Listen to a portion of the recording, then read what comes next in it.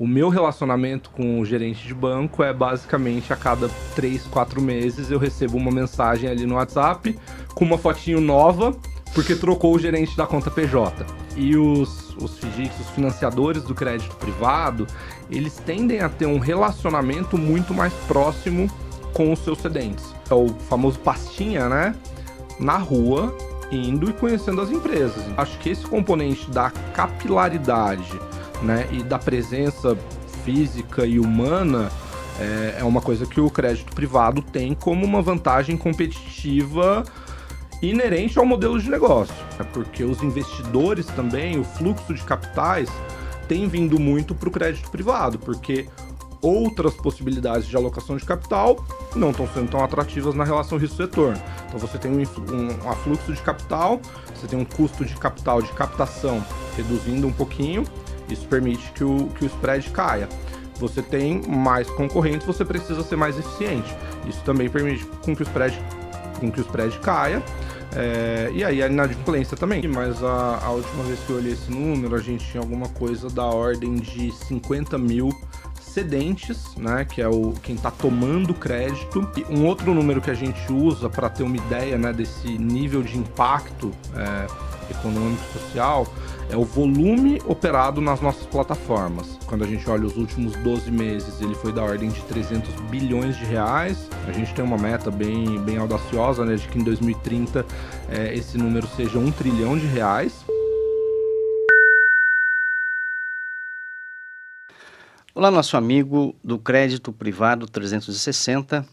Hoje nós temos o prazer de receber aqui o Rodrigo Edini, que é o co-CEO da Quicksoft, que é uma das maiores infraestruturas do país para antecipação de recebíveis, como duplicatas, e é uma empresa que está muito ligada aí ao mercado de crédito privado. Seja bem-vindo, Edini, é um prazer tê-lo conosco. Tudo bom, Luísio? Muito bom te ver de novo, prazer estar aqui, obrigado pelo espaço, por me receber. E espero que a gente tenha uma conversa bem produtiva aqui, que seja útil para todos os ouvintes. Joia. Bom, a gente tem acompanhado aí de perto aí a indústria de crédito privado e que vocês já são um bicho conhecido ali no meio, né? Uhum. Mas para quem não é, né, fala um pouquinho de qual é a relação de vocês com o mercado de crédito privado. Perfeito. Acho que é uma relação bem próxima mesmo. Só dando uma introdução, né? A Quicksoft é uma empresa brasileira, fundada há um pouquinho mais de 30 anos, sediada em Blumenau, Santa Catarina, e que há mais de 15 anos ela está completamente especializada em fornecer tecnologia para o mercado de crédito com recebíveis, né? Então, naturalmente, é crédito privado através de recebíveis, seja antecipação de recebíveis ou crédito usando recebíveis como lastro, como garantia, né? Que é uma modalidade que vem ganhando mais tração. E aí, dentro desse ecossistema todo, a gente tem soluções principalmente para FDICs, securitizadoras e um pouco para factorings também. A gente tem soluções de ERP, que é o QProf, que é o sistema de gestão de recebíveis, bem ali da operação mesmo. A gente tem o QCertifica, que é um sistema de formalização e proteção de lastro, então é onde são feitas as assinaturas das duplicatas que estão sendo cedidas, é onde o cliente pode monitorar, né, a nota fiscal que está associada àquela duplicata, é onde ele pode mandar um e-mail com rastreamento seguro, que pode ser usado depois numa eventual execução jurídica. E aí a gente tem algumas soluções um pouco mais recentes, né? Tem o QGestora, que é para gestores de FDICs, né? Então uma visão mais ali de torre de controle, de elegibilidade e validação de lastro também, enquadramento, né? E também somos uma registradora de duplicatas mercantis autorizada pelo Banco Central desde 2024 e somos uma das signatárias da Convenção do Banco Central para a criação e operação da duplicata escritural. A gente está participando agora do ciclo de testes homologatórios, acho que a gente vai ter tempo para falar um pouquinho mais sobre isso. Vamos falar. Muito bem, a gente vai chegar já na duplicata escritural, mas antes queria ir um pouco aí para falar um pouco de cenários, assim, acompanhando assim, a movimentação toda das gestoras, da cadeia toda, né, de geração, monitoramento, cobrança, todo o ciclo do crédito.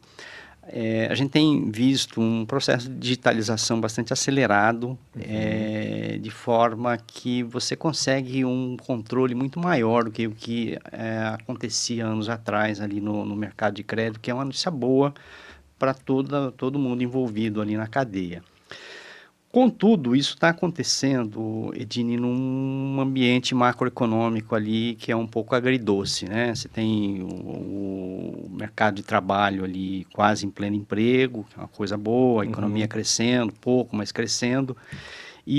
Mas assim, um nível de endividamento das famílias muito alto, o que não combina muito com o mercado de crédito em expansão. Como é que é o encontro dessas águas aí, hein? Excelente pergunta, Luísio. Eu tive num evento recente e que eu ouvi o palestrante falando que acho que poucas pessoas ou poucos grupos de pessoas sabem lidar tão bem com ambientes macroeconômicos adversos quanto os empresários do crédito privado brasileiro, né? Porque assim, a gente está vivendo um ambiente macroeconômico difícil agora, mas se você olhar para os últimos 10, 20 anos, são poucos os períodos em que a gente teve ambientes macroeconômicos que você olhava e falava, nossa, tá tudo ótimo, tá tudo dando certo, né? Então, assim, o empresário, né, que tem um FDIC, uma factory, uma securitizadora, ele tem um certo nível ali de resiliência natural, o empreendedorismo dele também, que faz com que ele seja muito bom para operar nesse tipo de ambiente. E acho que, né, a primeira parte da sua pergunta sobre esse movimento de digitalização, de criação de ferramentas, tudo isso ajuda, né, com que esse mercado se desenvolva. Se a gente for um pouquinho mais longe, até ali 2012, se eu não me engano, as duplicatas elas eram de papel. Né? Então a antecipação de uma duplicata ela era feita mandando um motoboy na empresa do cedente, ele ia lá, coletava uma assinatura, levava de volta. Então, assim, existiam, né, fundos ali ou securitizadores que tinham salas do tamanho dessa sala aqui, cheia de papel empilhado. Como fosse Né? cautela no mercado de ações, né? Que era Exato. com Aí documento veio a físico. CVM 531, né, instituiu ali o papel do custodiante, criou-se a duplicata digital, que era basicamente assim uma digitalização mesmo da duplicata que já existia, né, mas permitiu que isso fosse assinado digitalmente. Isso permite naturalmente uma expansão geográfica das operações, isso permite uma consolidação de dados, né, dentro de sistemas de informação e permite que isso avance, né? Aí depois, agora mais recentemente, veio a 175, define melhor o papel do administrador e do gestor, permite a entrada do investidor de varejo dentro do mundo dos FDICs. Então, assim, eu acho que são várias coisas que vão acontecendo, né, simultaneamente, para além do ambiente macroeconômico.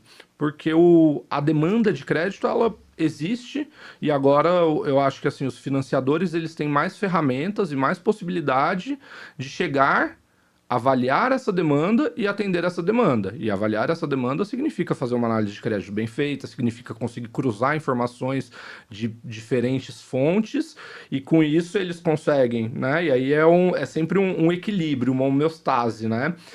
Se eu consigo diminuir um pouquinho o meu risco fazendo análises melhores, eu consigo expandir um pouco a minha concessão. Quando eu expando a minha concessão, naturalmente eu aumento um pouquinho de novo esse risco.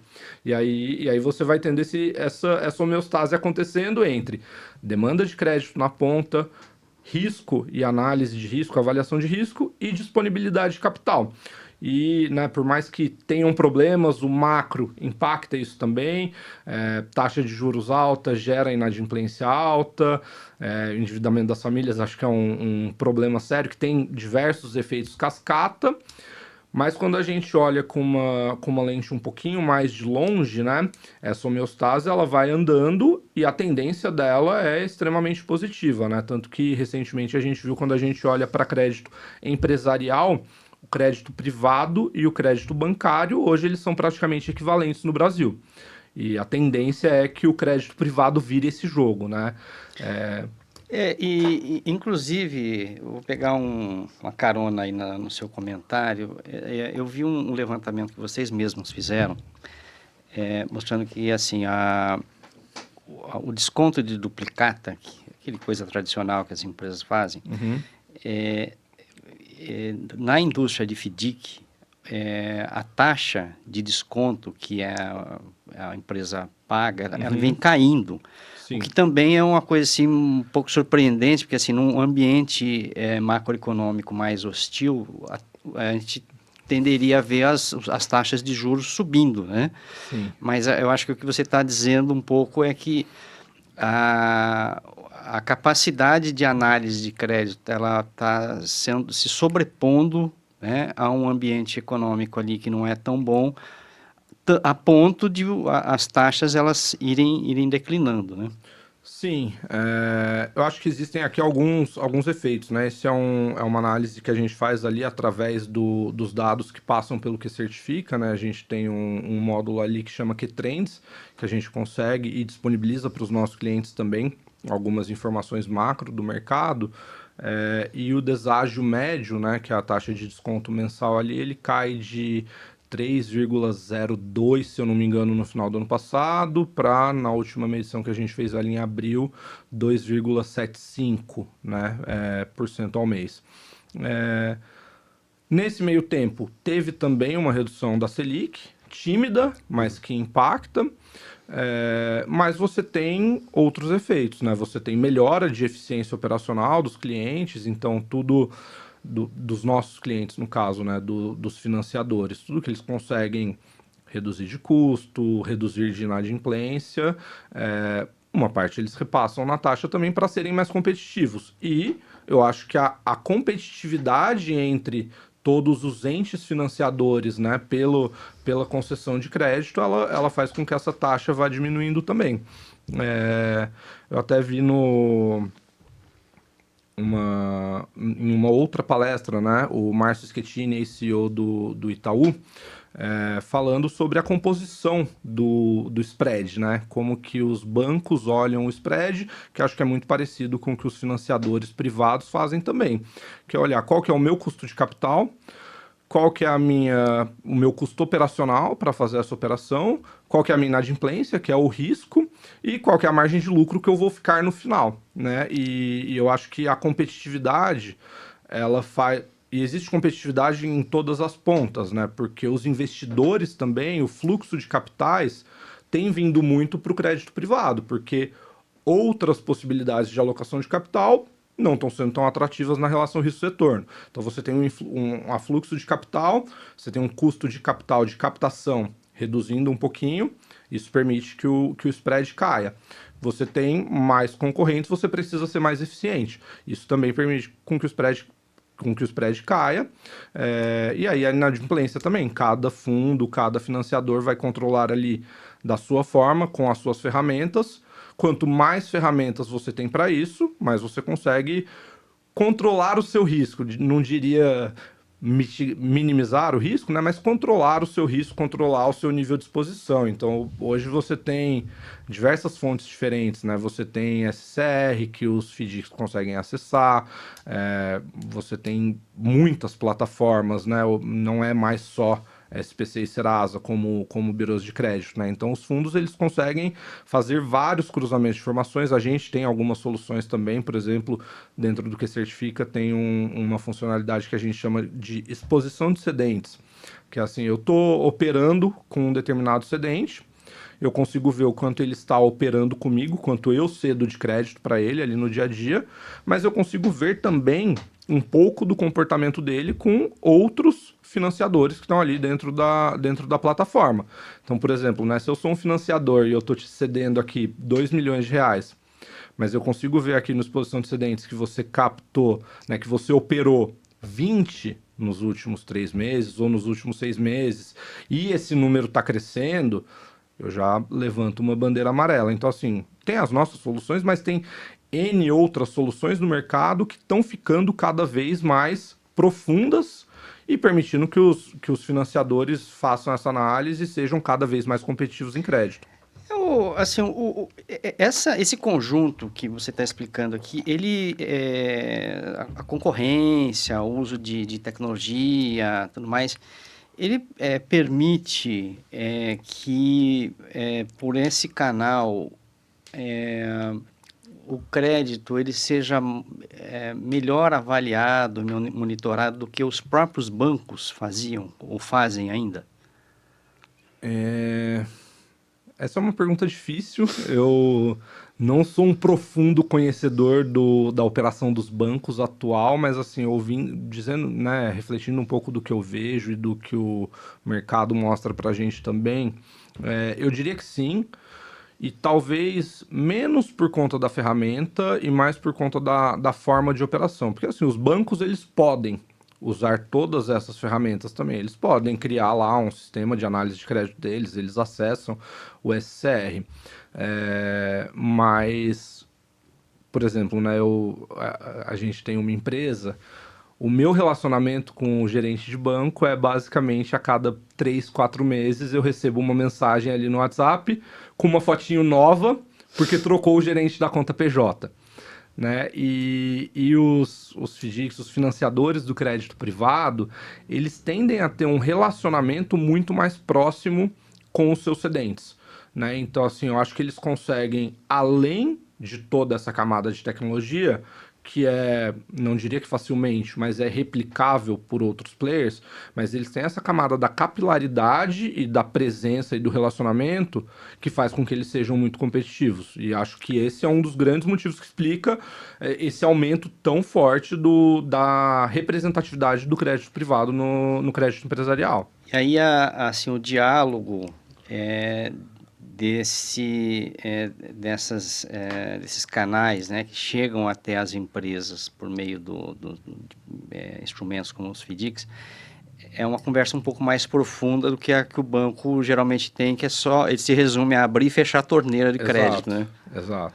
É, Eu até, numa visita recente a um cliente, eu perguntei para eles, vocês estão usando a tecnologia para originar novos clientes, né? Então, estão fazendo marketing digital para oferecer crédito no mercado. Eles falaram, olha, a gente tentou umas 2, 3 vezes, mas só veio coisa que não fazia sentido para a gente. O que funciona para a gente é a indicação de clientes que já são nossos clientes, e é o nosso time comercial, é o famoso pastinha, né? Na rua, indo e conhecendo as empresas. Então, assim, essa cultura da visita, né, na empresa, para ver se a empresa existe de verdade, para ver se tem uma operação, para ver se aquele equipamento que está no balanço lá com valor de R$ 500 mil é de verdade, é uma coisa que tá funcionando, não é um negócio que tá enferrujado e só esqueceram de depreciar no balanço.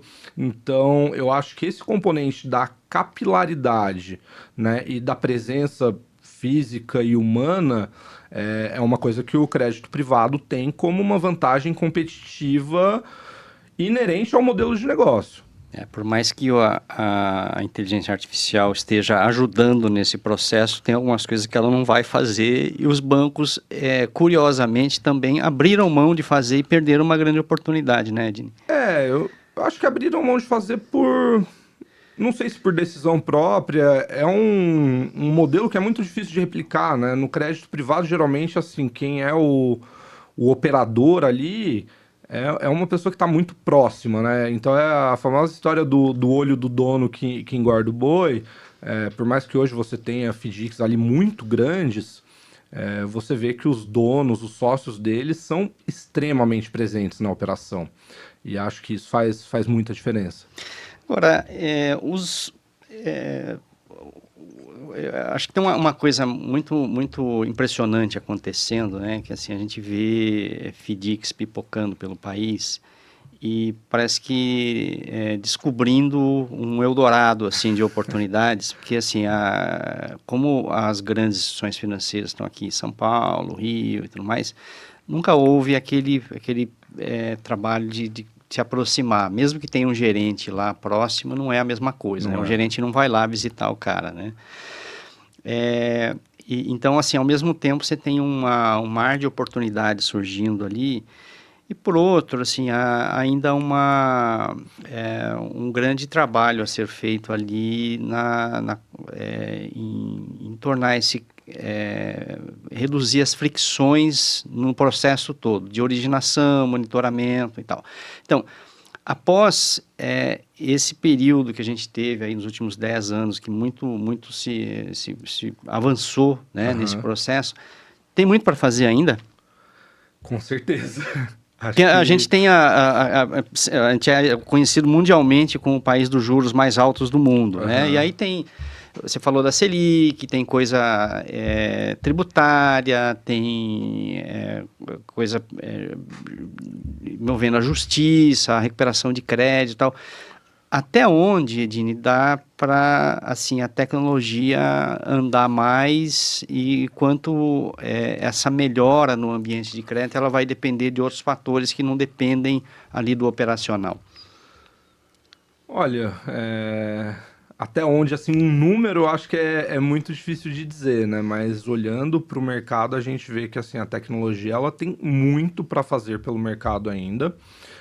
Eu acho que um exemplo, né, muito claro que a gente tem é o da duplicata escritural.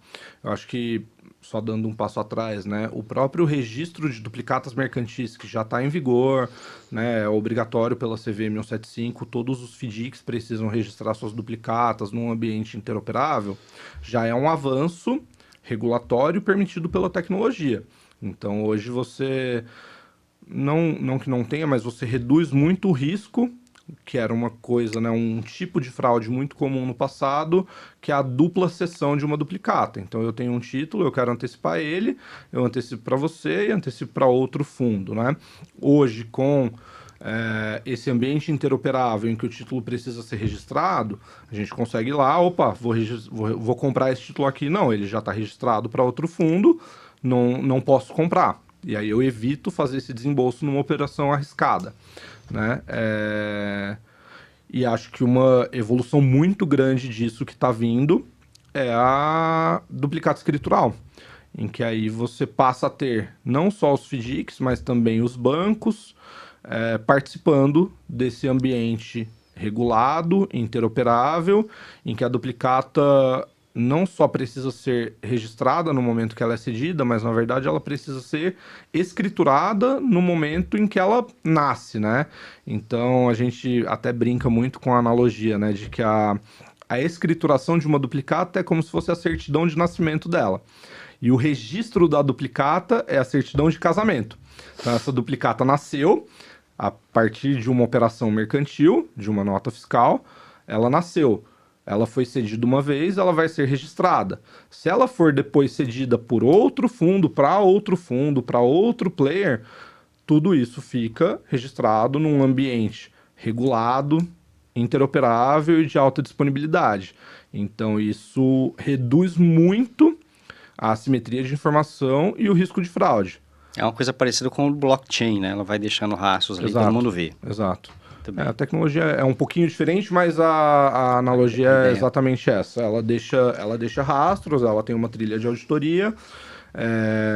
Isso permite também, né, que seja implementado o que a gente chama de boleto dinâmico, que é que o pagador daquele título ele nem precisa mais saber quem é o detentor daquele título no momento que ele vai pagar, porque uma coisa que o crédito privado conhece bem é o sacado, né, quem vai pagar o título, falar, não, eu não pago títulos para terceiros. Se o meu fornecedor é o Aloísio, eu só pago um boleto do Aloísio, eu só pago na conta dele. Né? E aí você tem várias outras coisas que foram sido desenvolvidas dentro do mercado, né, para ir contornando isso, as contas escrow, tem as operações comissárias, que é muito detalhe, né, mas que geram risco também para quem está operando. Mas a partir do momento que você tem todo esse ambiente, eu escriturei a duplicata. Depois, para quem eu cedo ela, não tem problema, né? Tem um conceito ali de aceite, mas assim, quem vai pagar, paga, e aí esse ambiente faz a distribuição, a liquidação para quem for o detentor do título naquele momento do pagamento. Dá uma fluidez para o processo, Com né? certeza. Agora, uma curiosidade aqui, Edine, assim, por que com todo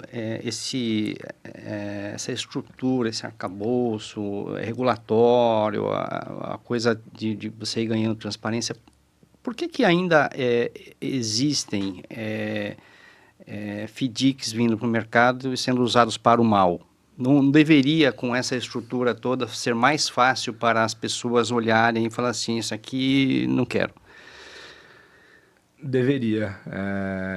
Eu tive um chefe argentino uma vez que ele tinha um ditado, ele falava assim, echa la lei, echa la trampa, que é, né, você faz a lei, no momento seguinte alguém vai lá e faz um jeito de burlar a lei, né? Então a regulamentação e a tecnologia, né, andando juntas aí, elas sempre vão trabalhar para tentar mitigar riscos, para tentar reduzir possibilidade de alguém usar um instrumento para o mal. Isso vai acabar em algum momento? Eu, particularmente, não acredito. Eu acredito que assim, né? E não só no mundo dos FDICs, tá? Acho que em todas as esferas, né? Eu descobri esses dias que tem golpistas mandando mensagens no Teams, né, de uma empresa privada ali, falando que é o CEO e pedindo para fazer alguma coisa, e em algum lugar comprar um cartão de dinheiro e mandar foto do QR Code. Eu pensei que era só o Neymar que fazia isso. Pois é. Então assim, sempre vai ter gente querendo, né, burlar o sistema, fazer de formas que não são corretas, não são éticas. A IA, que traz muitos avanços, também pode ser usada para o mal, então assim, né, tem N coisas que podem acontecer, e acho que no mundo dos FDICs é a mesma coisa, e que nem você falou, né, essa questão de muita gente ver um Eldorado, ver, cara, estão ganhando muito dinheiro fazendo FDIC. Vou fazer o meu também e vou fazer aqui de um jeito que eu ganho um pouco mais do que eu deveria, né? Ou que eu pego um dinheiro de alguém que eu não deveria estar pegando. Acontece, eu acho que quanto mais a gente fortalece, né, as estruturas e os papéis de cada prestador de serviço, principalmente administradores e gestores de fundo, eu acho que eles têm um papel fundamental na minimização desse tipo de situação. Fazendo bem feito o trabalho de Know Your Customer, né, tendo uma gestão de cadastro, fazendo bem feito o trabalho de checar a elegibilidade das operações, de checar enquadramento de fundo, e não sendo assim um gestor rainha da Inglaterra, vamos dizer assim. E eu acho que, olhando, né, os últimos anos, existe uma tendência de profissionalização muito grande acontecendo no mercado. Então eu vejo esses casos mais como exceções do que como regra. Com a mudança lá na CVM 175, que permitiu ali você disseminar produto FDIC ali para um público maior, muita gente vem entrando ali sem entender muito bem essas coisas que você está explicando, né? Quer dizer, não é igual colocar o dinheiro na poupança no CDB, que você senta lá e daqui Exato. tantos anos você volta, né? Ali precisa um trabalho que para você merecer ali uma rentabilidade que é a maior e tudo mais, você precisa também fazer um trabalho de casa que, assim, do jeito que você está explicando, vai envolver a figura do gestor ser mais confiável, né? Porque ele é um fundo, afinal. Sim, com certeza. E eu acho que é isso, assim, não, no mundo todo não existe almoço grátis, né? Então tudo que parece bom demais para ser verdade, geralmente é bom demais para ser verdade. Então, se você tá recebendo uma oferta de investimento ali, investe nesse FDIC aqui, você vai receber uma renda fixa de CDI mais 7 na cota sênior. É quase uma oferta de pirâmide, né? Dá uma olhada, leia regulamento, entenda, né, o que são os recebíveis que lastreiam esse retorno. Porque, assim, se você na sênior vai receber CDI mais 7, quanto que quem tá ali na subordinada tá esperando receber e qual que é o risco que ele tá correndo para fazer isso, né? E muita gente acha, né, olhando agora do ponto de vista do alocador de capital, que a cota sênior, por ser sênior e por ter lá, né, uma previsão de renda fixa, ela é isenta de risco. Ela não é. Ela tem um colchão ali de absorção de risco, que é a subordinada, mas assim, se o fundo quebrar, quebra todo mundo junto. Esse é um bom alerta, porque assim, nos últimos meses a gente tem visto os números da Ambima aí, e assim, Depois que houve aí alguns casos recentes ali de recuperação judicial, extrajudicial, reestruturação de dívida, muita gente foi saindo dos fundos de Aham. crédito privado e ao mesmo tempo os FDICs foram recebendo dinheiro. Quer dizer, ele tem uma estrutura que dá um pouco mais de segurança para o investidor, mas também não é garantia 100%, né? Não, quem quer garantia 100% tem que investir em letra do tesouro, em CDB.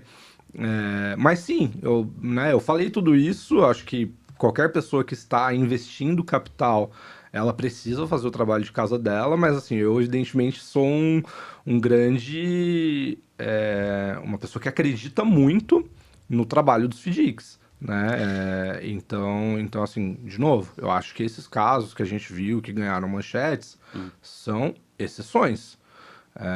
A grande maioria do mercado opera de forma profissional, opera de forma cuidadosa, tá atenta aos riscos, né? Então, assim, eu acho que é um veículo fantástico e que cumpre uma função, né? Até essa função de disseminação do crédito, de capilaridade, ela tem um impacto social que vai se cascateando, né? De levar crédito para quem precisa, para quem está produzindo, mas tudo tem que ser olhado com carinho. Dini, dá para dar uma ideia assim de grandes números assim de a quantas empresas chega o serviço que vocês fazem? Dá. Eu não vou ser preciso aqui, mas a última vez que eu olhei esse número, a gente tinha alguma coisa da ordem de 50 mil cedentes, né? Que é quem está tomando crédito relacionados às nossas plataformas de alguma forma, seja assinando uma operação, seja tendo um crédito analisado. Agora, com a aquisição recente da Finamblu, né, que é mais um player de RP que a gente trouxe para o nosso ecossistema, eles trabalhavam ali por volta de 30 mil cedentes também. Então, assim, a gente está falando de um número grande. E um outro número que a gente usa para ter uma ideia, né, desse nível de impacto econômico e social é o volume operado nas nossas plataformas, que também quando a gente olha os últimos 12 meses, ele foi da ordem de 300 bilhões de reais, com a aquisição da Finamblu, desenvolvimento de alguns novos produtos, a gente estaria falando aqui de alguma coisa entre 350 e 400 bi. A gente tem uma meta bem, bem audaciosa, né, de que em 2030 esse número seja 1 trilhão de reais. Mas mesmo olhando para hoje, né, se a gente for comparar isso com o PIB brasileiro, a gente está falando ali de coisa de 2,5% do PIB brasileiro, de alguma forma sendo, né, impactado pelo que os nossos clientes fazem, né, as financiadoras fazem para os clientes deles, usando as nossas plataformas. E a gente está falando de empresas de que faixa de tamanho assim? Todos, você vai ter cedentes e quando você olha na outra ponta, né, os sacados, que são quem vai pagar os títulos, geralmente são grandes empresas também, mas você tem o espectro completo. O FDIC multicedente, multisacado, ele tem uma tendência maior em ser muito bom em fazer crédito para PMS, que geralmente são as que não são atendidas pelos bancos. Então a gente estaria falando aqui de empresas que faturam entre 5 milhões até 100 milhões anuais, alguma coisa assim. Eu acredito que seja o sweet spot do crédito privado de FDICs para PMS. Agora, estava perguntando isso porque, assim, talvez a beleza da expansão do crédito privado no Brasil é que, assim, pela primeira vez você está vindo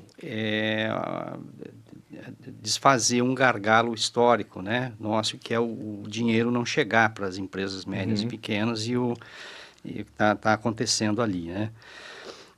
Você falava há pouco que assim os bancos talvez eles não conseguiram chegar nesse público ali de uma maneira muito efetiva porque eles sempre andaram no modelo de escala e para você fazer isso de maneira bem sucedida você precisa ir um a um, conhecer o setor, conhecer as empresas e tudo mais. Agora, a gente está falando de um mercado que vai crescer, né? Tem uma oportunidade enorme. Como é que Sim. se equilibra isso? Porque assim, a gente está vendo os FDICs, né, virem tem alguns aí com dezenas de bilhões já. Uhum. E a gente sabe que uma operação de FDIC, eu fiz esse exercício outro dia, ali de cabo a rabo, ali, agente fiduciário, gestor, administrador, tudo mais, vai pelo menos 13, né?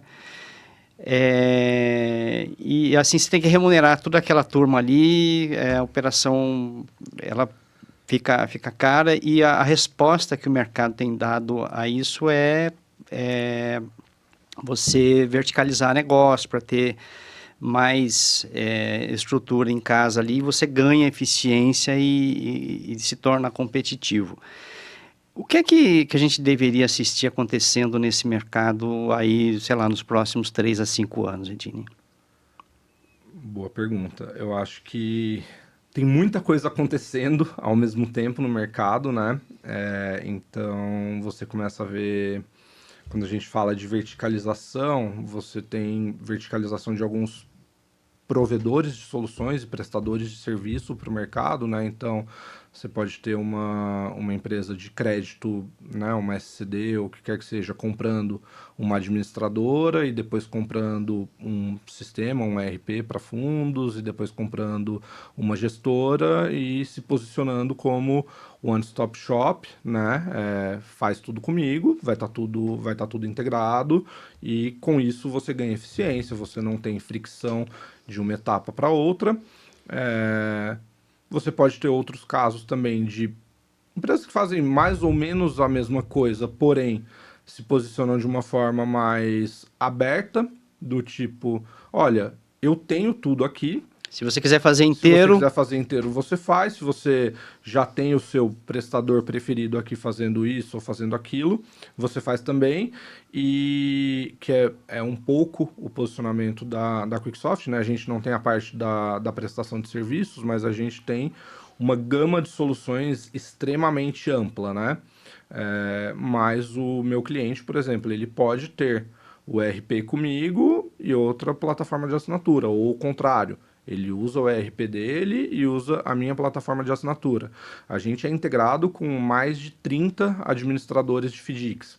A gente é integrado com diversos birôs de crédito. A gente é integrado com o SERPRO para fazer monitoramento de notas fiscais. Então, assim, eu particularmente acredito mais, né? A gente adquiriu a Finamblu agora, ela faz parte do nosso ecossistema, mas não tem uma migração obrigatória de sistema.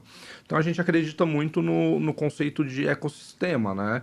De você ter coisas que se conectam, que funcionam bem. Acho que esse é o principal ponto, né? As coisas elas têm que funcionar bem, as engrenagens elas não podem travar, mas que para cada tipo de operação você vai ter eventualmente uma solução, um prestador de serviço que vai fazer mais sentido para aquilo. E só um passo sobre o que você falou ali de como que você equilibra as coisas, né? Tem muito dinheiro vindo para o mercado, existe um gargalo talvez de capilaridade. Eu falei de ecossistema e eu gosto muito de alguns conceitos da ecologia aplicados a negócio, né? E a ecologia ela tem muito o conceito do equilíbrio, né? Quando você olha para um ecossistema muito específico, então assim, você tem uma lagoa que tem sapos e moscas. Se você tiver algum desequilíbrio que faça com que a população de moscas dispare, na sequência você vai começar a ter um monte mais de sapo. Por quê? Porque você tem mais alimento disponível para eles. Os sapos vão comer todas as moscas, vai baixar a população de moscas, e os sapos vão os morrer. sapos vão morrer e vão voltar para aquele equilíbrio.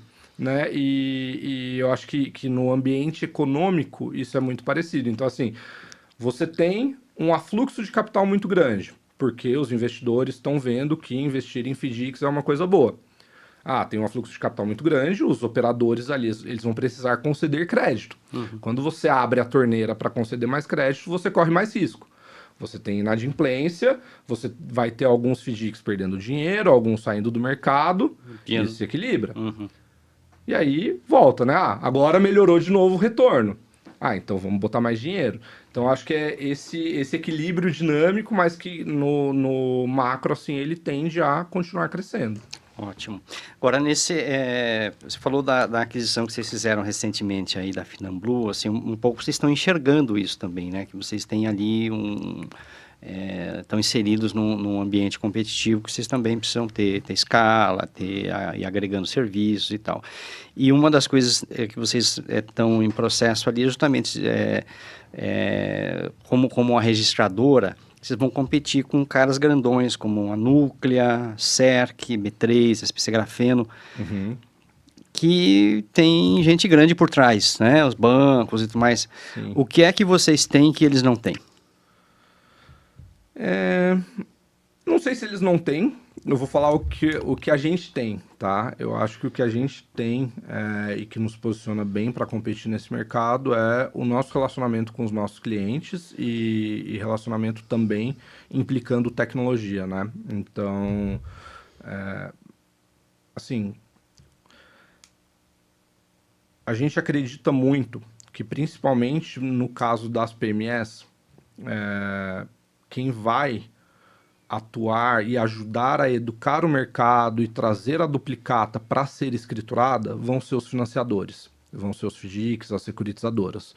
Então, assim, a gente já tem, né, o RP dos FDICs e securitizadoras, a gente tem a plataforma de formalização, então a gente já tem um contato muito forte e uma presença muito grande nesses players e, consequentemente, na ponta com os sedentes deles. A gente já tem esses 50 mil ou 80 mil sedentes que, de alguma maneira, estão relacionados com esse nosso ecossistema, né? E aí acho que o nosso desafio e objetivo é como que eu faço isso, né? Como que eu permito que esse sedente, que talvez ainda nem sabe o que é uma duplicata escritural, não começou a se preparar para isso, porque ele está com N outros problemas para resolver, tem reforma tributária no meio do caminho, na hora que ele entender que, opa, eu agora para conseguir crédito eu preciso escriturar minha duplicata, que o processo para ele seja tão simples quanto apertar um botão, mexer em um parâmetro ali e ele pode continuar fazendo as coisas da forma que ele está fazendo e ele vai conseguir